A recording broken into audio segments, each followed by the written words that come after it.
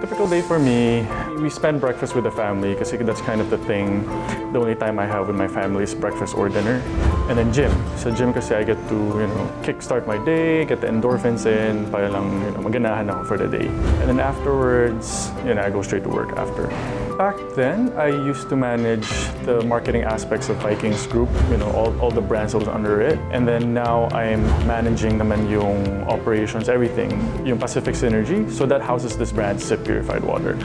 So that's what I'm currently handling right now. So everything from operations, HR, sales, marketing, the entire thing for that. My driving success, I would say mostly my family. If it wasn't for my parents who gave the tools that I need, so education, finance, values, all that. Thanks to my family, they're constantly pushing me to my limit. They let me handle things on my own and see how I develop myself as a person, as a businessman. Because they don't want to be constantly holding my hands throughout my life. They want to make sure that I'm able to fend for myself. Back then when we were kids, my family had nothing, as in like rags, like super poor. Since bata ko pa sinasabi ng parents ko, oh, you're going to US, mag-aaral ka sa US. Siyempre, as a kid, I didn't understand na, oh, okay, I'm going to US for college. I didn't know that we had no money because I was a kid. I had no idea. And then as I grew older, the same mindset was in my head that I have to go to US for university. And until the day that I did 2 years of community college in Cupertino and then 2 years in LA. 2 years of community college is like a stepping stone kasi, especially for us who are not used to the US college system. It's like a training ground. But then your units can be transferred. So after I finished my 2 years in my college, I transferred to my university na. So that's where I finished it.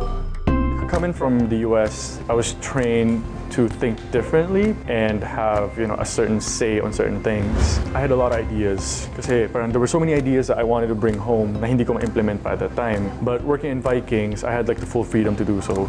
Because it's food day, there's so many things you can do with it. A lot of achievements, from promotions to campaigns to CSR activities, even like very small internal problems, I find solutions for it. Like all of these are very small achievements, but are very, very rewarding in some ways. Yeah, being like a 21-year-old fresh graduate from the US, everybody was like, oh, I'm taking like a year off or two to travel the world and see things and stuff like that. I didn't have that luxury. Kasi sabi ni Papa, oh, bigger brother, 출来사장, 뭐 셔미 비티ong. So I don't have that. I just said, okay, no problem. You said I'm gonna help. It's only right. Because I do see that, at that time Vikings was growing very fast.